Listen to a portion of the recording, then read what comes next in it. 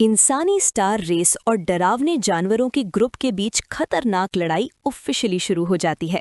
बिना एक पल की हिचकिचाहट के इंसानी योद्धाओं का एक बहादुर ग्रुप बिना डरे सीधे बड़े अंधेरे पोर्टल की ओर बढ़ता है, अपने हथियार ऊंचे उठाए हुए, जैसे वे अपनी जिंदगी की सबसे बड़ी लड़ाई के लिए तैयार होते हैं। अचानक अंधेरे भंवर की गहरी परछाइयों से 3 ताकतवर लेवल 13 के दुश्मन योद्धा रंगीन रोशनी से बने तेज तीरों की तरह निकलते हैं। वे बिना समय बर्बाद किए तुरंत इंसानी डिफेंडरों की फ्रंट लाइन से एक जबरदस्त और जानलेवा लड़ाई में भिड़ जाते हैं। लड़ाई का मैदान जल्दी ही पूरी तरह से अफरा तफरी में बदल जाता है।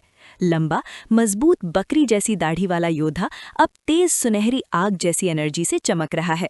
वो हाई डी दांव के साथ बहुत ज्यादा दबाव में है और बचने के लिए बेताब चालें चलने को मजबूर है, क्योंकि ऊपर से उन पर गहरे बैंगनी रंग की एनर्जी के बड़े जानलेवा हमले हो रहे हैं। पूरे खाली तारों वाले शून्य में हर जगह खतरनाक और खूनी लड़ाई छिड़ जाती है। बहादुर इंसानी योद्धा पंखों वाले शैतानी जानवरों और बड़े सांपों से जोरदार भिड़ंत करते हैं, जो तेज एनर्जी बीम निकाल रहे हैं। पास में बड़ा स्टार कमांडर मोकोटो अपनी जबरदस्त ताकत का इस्तेमाल करके एक बहुत बड़े पीले ड्रैगन जैसे राक्षस के डरावने चटकते जबड़ों से जबरदस्ती जूझता है। इस अफरा तफरी के ठीक बीच में मशहूर टैलेंटेड एओ नोंग ट्यूरिंग एक खतरनाक लड़ाई में उतरता है और एक ऐसे देवता की तरह लड़ता है जिसे कोई नहीं रोक सकता। रूल पावर के 20 टुकड़ों का इस्तेमाल करते हुए, जिसमें उसने पूरी तरह से महारत हासिल कर ली है, वो अपने हाथ उठाता है और आखिरी शैतानी जनरल का सीधा सामना करने के लिए चमकदार सुनहरी आग का एक बड़ा घूमता हुआ गोला बुलाता है। एओ नोंग ट्यूरिंग डरावने ग्रे स्किन वाले सींग वाले राक्षस से जोरदार भिड़ंत करता है। उनके हथियार एक दूसरे पर जबरदस्त ताकत से हमला करते हैं, जिससे सुनहरी और बैंगनी एनर्जी का एक बड़ा जोरदार धमाका होता है जो आसपास की जगह को हिला देता है। इतने ताकतवर और खतरनाक दुश्मन से लड़ने के बावजूद एओ नोंग ट्यूरिंग का मन जलन की तेज भावना से बहुत ज्यादा भटका हुआ है। बहुत ज्यादा गुस्से में और साफ तौर पर निराश दिखते हुए वो सोचता है कि कैसे वो स्टार सेक्टर्स का अकेला बिना किसी शक के लेजेंड हुआ करता था। लॉर्ड मोकोटो ने पर्सनली उसकी तारीफ की थी, कम से कम तब तक जब तक ये नया रहस्यमयी टैलेंट अचानक एक नामुमकिन 43 रूल के टुकड़ों के साथ नहीं आ गया। जैसे जैसे वो लड़ता रहता है, उसके विचार पूरी तरह से उस चमकते नीले कोकून पर टिके रहते हैं जो दूर से तेज एनर्जी निकाल रहा है। वो गुस्से में खुद से तय करता है कि वो उस कोकून के अंदर छिपे किसी भी व्यक्ति से कमतर नहीं बनना चाहता, खासकर तब जब उनके अचानक आने से उसका सबसे बड़ा जीनियस होने का गर्व पूरी तरह से टूट गया। अपनी पूरी शारीरिक और मानसिक सीमा तक धकेले जाने पर एओ नोंग ट्यूरिंग आखिरकार अपना आपा खो देता है। उसकी आंखें एक तेज सफेद रोशनी से चमकने लगती हैं, क्योंकि वो गुस्से में अपने दुश्मन को मरने के लिए चिल्लाता है, अपनी अब तक की सबसे खतरनाक और शक्तिशाली टेक्निक इस्तेमाल करने की तैयारी कर रहा है। वो अंधेरे तारों वाले खालीपन में धधकती सुनहरी एनर्जी की एक बहुत बड़ी जबरदस्त बौछार करता है, जिससे जोरदार धमाके सीधे उस डरावने राक्षसी जानवर की ओर जाते हैं। ये बहुत ज्यादा ताकतवर और खतरनाक हमला ग्रे स्किन वाले सींग वाले राक्षस जनरल पर सीधे लगता है, जिससे जलती हुई आग और तेज रोशनी का एक पूरी तरह से अंधा कर देने वाला धमाका होता है। अचानक हुए हमले की बहुत ज्यादा और खतरनाक ताकत राक्षस को पूरी तरह से दबा देती है।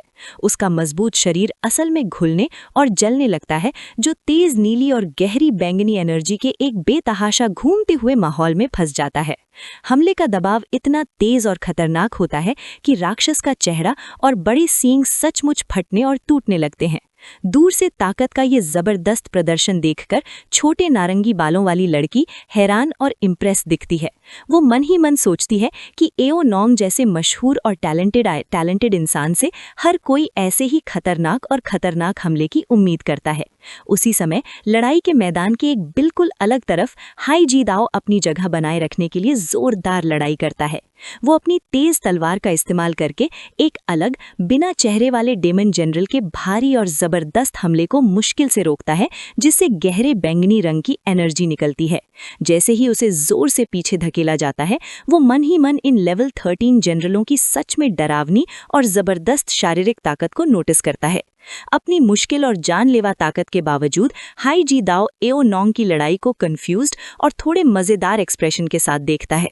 वो सोचता है कि आमतौर पर एक लेवल 12 के योद्धा को लेवल 13 के जानवर के खिलाफ डटे रहना देखकर वो अंदर तक चौंक जाता। हालांकि लियू शेन को लड़ते हुए देखने के उसके हाल के अनुभवों ने उसका नजरिया पूरी तरह से बदल दिया है, जिससे ये नामुमकिन सा काम अब उसे बिल्कुल नॉर्मल लगता है। बदकिस्मती से एओ नोंग की जीत का पल बहुत जल्दी खत्म हो जाता है। ग्रे स्किन वाले डेमन जनरल के कटे फटे चेहरे पर अचानक एक डरावनी चौड़ी मुस्कान फैल जाती है। गहरे बैंगनी रंग की ऊर्जा से चमकता हुआ डेमन जनरल आसानी से और तुरंत अपने भाई को पूरी तरह से पुनर्जीवित कर लेता है। उसका शरीर ठीक हो जाता है। वो एक ताना मारने वाली मुस्कान के साथ अपनी पूरी ताकत में लौट आता है, ऐसा बर्ताव करते हुए मानो उसे कभी कोई भारी चोट लगी ही ना हो। अपने सबसे घातक हमले को कुछ ही सेकंड में पूरी तरह से बेकार होते देख आओ नोंग ट्यूरिंग को पसीना आ जाता है। वो उस राक्षस की तुरंत ठीक होने की क्षमताओं को देखकर पूरी तरह से डरा हुआ और बहुत ज़्यादा निराश लगता है।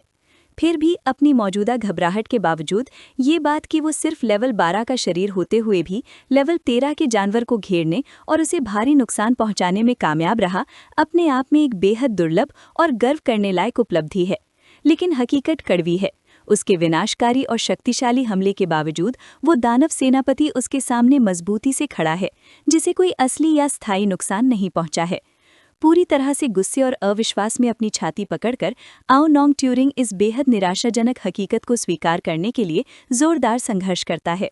उसकी आंखें हैरानी से चौड़ी हो जाती हैं जब वो एक अमर स्तर के वंश का गर्वित वारिस होने के अपने बेहद प्रतिष्ठित दर्जे और ट्यूरिंग परिवार के सबसे बड़े गौरव के रूप में अपनी भूमिका के बारे में सोचता है।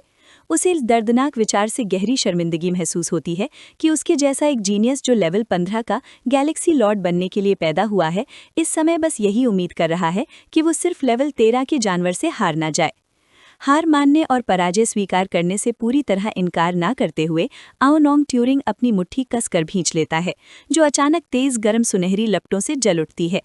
पूरे दृढ़ संकल्प के साथ चीखते हुए वो अपने अमर वंश की असली छिपी हुई शक्ति को जोरदार तरीके से जगाता है। इससे उसके पूरे शरीर के चारों ओर आग जैसी ऊर्जा का एक विशाल और आंखों को चौंधिया देने वाला विस्फोट होता है। हालांकि खुद को अपनी शारीरिक सीमाओं की हद तक धकेलने के बावजूद वो मन ही मन इस दर्दनाक सच को स्वीकार करता है कि उसके और लेवल 13 के सेनापति के बीच असली ताकत में अभी भी एक ऐसी खाई है जिसे पाटा नहीं जा सकता। आओ नोंग ट्यूरिंग अपने विरोधी पर आग जैसे मुक्कों की एक तेज जोरदार बौछार करता है, लेकिन भूरे रंग की चमड़ी वाला सींगों वाला दानव सेनापति अपनी विशाल तलवार से हर एक वार को आसानी से रोक लेता है, जिससे वो युवा जीनियस उसे कोई भी गंभीर चोट पहुंचाने में पूरी तरह से नाकाम रहता है। अचानक आओ नोंग की चमकती आंखें पूरी तरह से हैरानी से चौड़ी हो जाती हैं जब एक रहस्यमयी गूंजती हुई आवाज सीधे उसके अपने दिमाग के अंदर उसका नाम पुकारने लगती है। वो जहाँ है वहीं पूरी तरह से जम जाता है और अपने जोरदार हमले को बीच में ही रोक देता है। एक अजीब और डरावनी आवाज उसे लुभाते हुए पूछती है कि क्या वो एक बहुत बड़ी और बेजोड़ शक्ति पाना चाहता है। तारों से भरे खालीपन में पूरी तरह से स्थिर तैरते हुए और एक चमकते नीले घेरे में लिपटे आओ नोंग ट्यूरिंग पूरी घबराहट और गहरे असमंजस में चारों ओर देखते हैं। वो जोर से चिल्लाते हैं, ये जानने की मांग करते हुए कि परछाइयों से उनसे कौन बात कर रहा है। वो रहस्यमयी आवाज शांति से आओ नोंग ट्यूरिंग को ऊपर देखने का आदेश देती है। अभी भी गहरे असमंजस में और अपने मन में अचानक हुई इस घुसपैठ से हिले वो धीरे धीरे अपना सिर ऊपर उठाते हैं। जैसे ही वो तारों से भरे खालीपन में गहराई से देखते हैं, ऊपर चमकती नेबुला से अचानक दो विशालकाय ब्रह्मांडीय आंखें प्रकट होती हैं।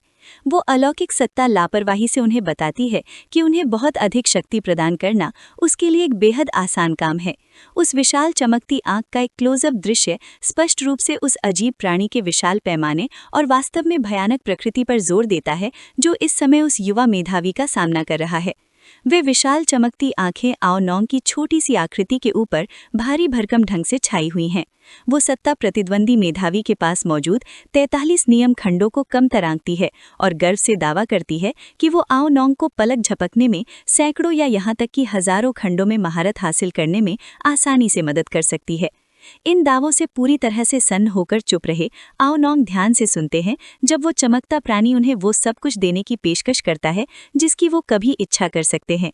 वो वादा करता है कि वो उन्हें तेजी से 13वें लेवल तक पहुंचने, ब्रह्मांडीय नियमों में पूरी तरह से महारत हासिल करने या यहाँ तक कि जादुई रूप से उनकी पहले से ही प्रतिष्ठित रक्त वंशावली को पौराणिक सम्राट स्तर तक उन्नत करने में मदद करेगा। वो युवा योद्धा इस अविश्वसनीय रूप से लुभावने प्रस्ताव पर गंभीरता से विचार करता है, क्योंकि वो आवाज़ उसे पूरे सर्प ब्रह्मांड का सबसे महान मेधावी बनाने की गारंटी देती है। वो लापरवाही से ये भी जोड़ती है कि इन सब के बदले में उसे बस एक छोटी सी शर्त पूरी करनी होगी। अंत में एक अलौकिक चमकता हुआ हाथ उस तेज ब्रह्मांडीय प्रकाश से धीरे से बाहर निकलता है और नरमी से आओ नौंग की ठोड़ी ऊपर उठाता है। वो रहस्यमयी सत्ता फिर चुपचाप अपना प्रस्ताव पूरा करती है, बस उस मेधावी से इस परम और अजेय शक्ति के बदले में उसके लिए एक बहुत छोटा सा काम करने का अनुरोध करती है। ये वीडियो का अंत है। अगर आप लोग अगला भाग देखना चाहते हैं तो हमारे चैनल को सब्सक्राइब करें